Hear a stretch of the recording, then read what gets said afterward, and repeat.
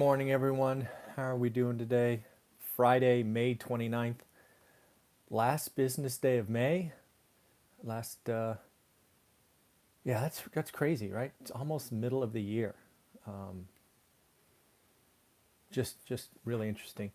So I wanted to start this financial news update, this live stream, with a subject that is, I guess, not squarely in the middle of financial news, but it's a critical topic, something that likely is hitting all of us across the nation, and that is the tragedy that we have all seen or experienced in some way with what happened in Minnesota with George Floyd. What transpired in that situation should never have happened. Was clearly, given the data that I've seen, a criminal activity and should be prosecuted to the fullest extent of the law.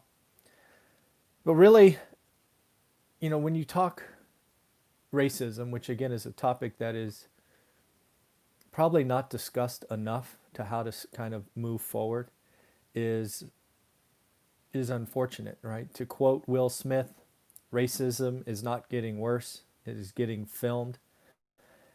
And as a white male who is, my, I don't know what you call it, whatever, white men seem to be disproportionately filmed as bad actors. It's really hard to kind of see that. That is such a small percentage of white men that do that. But, we need to stand up and voice our distaste and non-satisfaction, right? We all should expect better from our police force for protection. That event or any event like that can't be tolerated. And as more of these activities are filmed, we need to cut it out and need to talk about it and move forward together. It can't just be one small set feeling like their voice isn't heard. That's that's not okay. And I don't have the answer. Again, as a white male, I have not felt the sting of racism at any extent. So it's hard for me to say what should be done other than to say what was done is unacceptable. It's not the best of us. It's not what I believe the American economy or American spirit is about. It's a shame that a group feels, to quote them, hunted. So I just wanted to put that out there. It's been bothering me for 48 hours. I just feel like I had to get something off my chest. It's just not okay. All right, try to transition from that one, right, to all the other financial news. So I'll do my best. A lot of activity going on between U.S. and China today. President Trump is coming out with we're not really sure what he's coming out with, an executive order, something. This is all around Hong Kong. It is going to be interesting to watch if kind of U.S. China becomes this decade's U.S. Russia Cold War. It certainly feels like it's going that direction. We have to watch Hong Kong, but really I don't know what you call it, the red line in the sand, the line in the sand, whatever you call that, is Taiwan. I can see the chessboard playing out where the tension rises, and in 3, 4, 5 months, China invades Taiwan, and phew, tragedy ensues. Taiwan is important to me. If you've listened to this channel long enough, you know I spent some time in Taiwan here recently for Olivia's birthday. She is from Taiwan. She came to the U.S., I think, when she was 23 or 24. So again, I will be watching that. We talk about it a lot more just in dinner conversation. So her family and friends are feeling the stress over there, and it is going to get interesting. Yes, to the comment, Jerry, on the screen, yes, that's all I could think about is what I experienced in California during the Rodney King episode, which again is another tragedy and stain on relations. That was not okay either, and yeah, it's just not okay. So again, we're watching Taiwan, big time, and again, it's played in our household quite a bit, and because of where Olivia is from, so we're watching that. The U.S. economist from Oxford put out some data that I think is interesting to all of us. The U.S. savings rate was a record 33% in April. That is so disproportionately higher than any other time in history. The Great Recession, just so you have context, the peak was 12.7. So we beat that by 20%. The previous record ever was in 1975 when it was 17.3. So we roughly doubled that.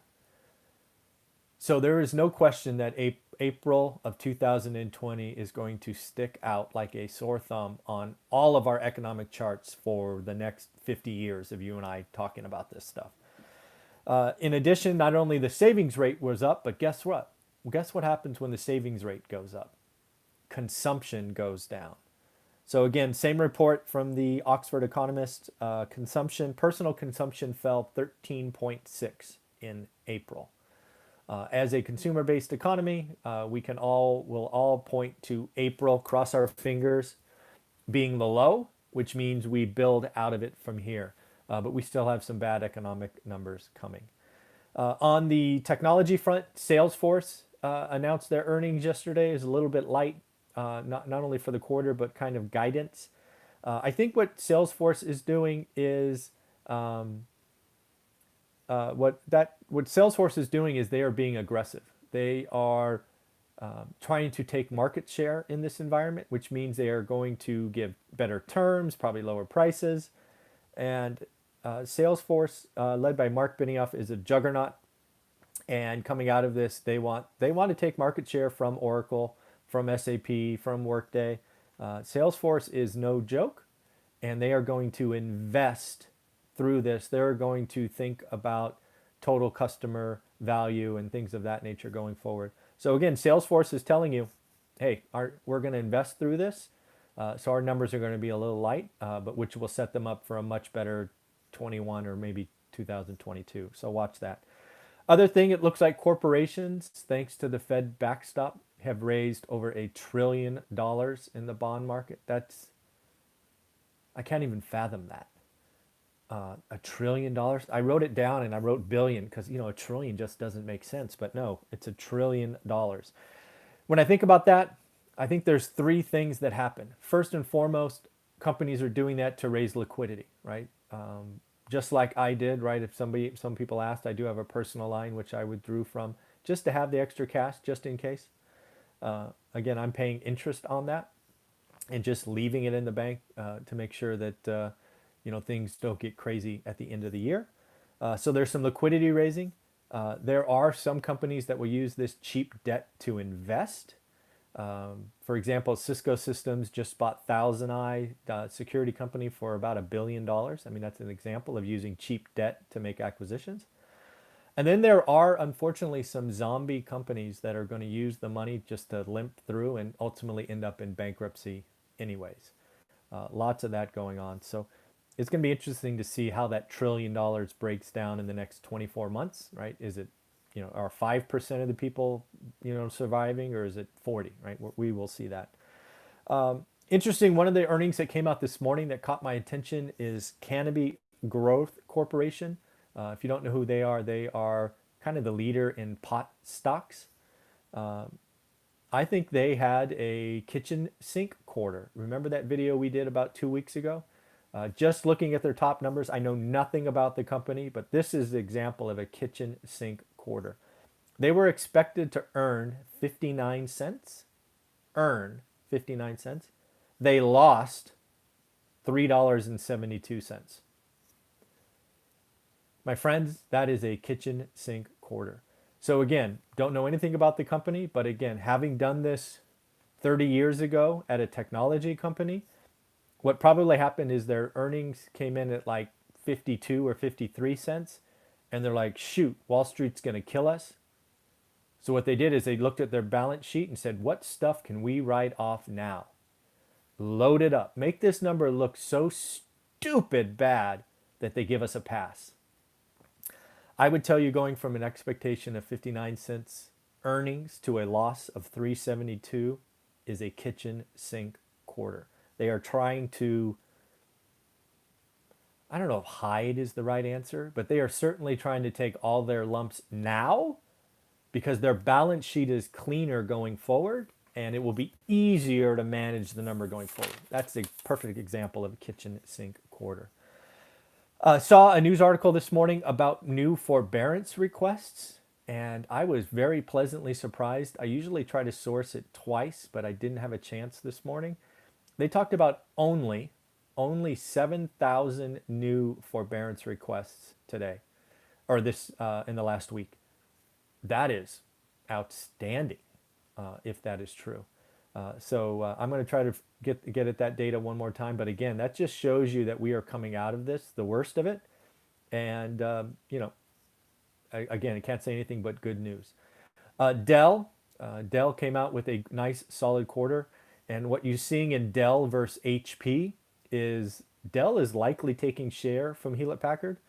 Also, you are seeing the differences in supply chain. HP's supply chain, again, based on the report, is still dominant in China, where Dell has kind of diversified their supply chain out of China.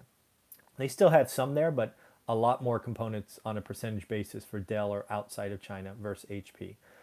Costco, again, one of those companies that we're talking about is as a kind of stay-at-home trade, they actually missed by 6 cents on earnings. And we really got to pay attention to stuff like this because there are companies that have been a high focus for the last 10 weeks that are going to be not looked at going forward if we reopen or when we reopen, if we reopen successfully. Also, you're going to start seeing companies like Costco have charges for cleaning, which they don't have in historical quarters. So margins are going to collapse. Not collapse, they're going to shrink. Or they're going to raise prices, one or the other. So that we're going to have to watch that. Williams-Sonoma, blockbuster quarter. Again, anybody who had a blockbuster quarter in the retail space has a strong online presence, so good for them. Ulta Beauty, again, I think had their kitchen sink quarter. They were expected to make 48 cents, and then they lost $1.39. Again, like, what was it? Canopy. I bet you Ulta Beauty came in at like 42 cents or something, and they're like, forget it. Go get that balance sheet, move stuff over. Let's have the worst quarter ever so that future quarters are good. Again, don't know anything about the company, but just as a former accountant who did this before, I'm like, that smells different. So watch that. On a positive front, General Motors, increasing production of cars. I thought that was interesting. I do wonder about new car production ramping in what I think is going to be a used car glut. Right? What's going on there? Yeah, I think if you're in the market for a used car, you're going to get a pretty good deal here in the next 2 or 3 months as rental car companies liquidate. Talked about this already. Cisco is buying ThousandEye. It's $1 billion acquisition, roughly. Again, Cisco's trying to diversify out of things into software, which is a very strong move. Tyson Food, man, can't catch a break. Looks like they had to shut down a facility for a deep cleaning after 555 employees tested positive. Man, crazy. Again, on a positive front, New York's phase 1 opening. We should all celebrate. They obviously suffered the brunt of what we have seen the last 10 weeks, saying that that could create 400,000 jobs, right, could come back. So I wish New York nothing but the best. Would love to see that happen. Good for them. And then the final thing to kind of talk about is CNBC did a survey. I was going to say interview. Survey of millionaires. And what they found is a lot of the millionaires are withholding spending as we kind of get through the rest of this year. 1/4 of millionaires surveyed said they are going to delay a real estate purchase, which is probably makes sense to what we've been talking about on this channel. The high end is really, really slow. Jumbo loans not really available. Kind of makes sense. 15% of them are delaying new car purchases. Makes sense, right? The old car runs, keep it, move forward. And then what surprised me is 10%, 1 in 10, actually delaying vacations. So I thought that was interesting. And when they asked for how long, the most common answer was 2021. So again, kind of this additional spending on luxury is being delayed, at least in this survey of 1,000. I think it was 1,000 millionaires led by CNBC. So again, interesting stuff. We really got to watch what comes out of our executive branch around China. That really could get, I mean, you could play this out where not only Taiwan is a topic we have on the radar in 2 or 3 months, but if this gets bad enough, I mean, China could retaliate against Apple, could retaliate against Tesla, right? Where there are US based companies doing significant work in their country. You could see that happening. I'm not saying it's likely. I'm not even going to say it's probable. What I am saying is it's a possibility. And these are things that we have to watch as investors and the like. So in the end, last day of May, at least last business day of May. So take care of yourself. Have fun. I'm going to do another couple of live streams here in the next 30 or 40 minutes. I have an exciting interview at 9 and I think another one at 2:30. So look for those later in the day. Take care, everyone. Bye.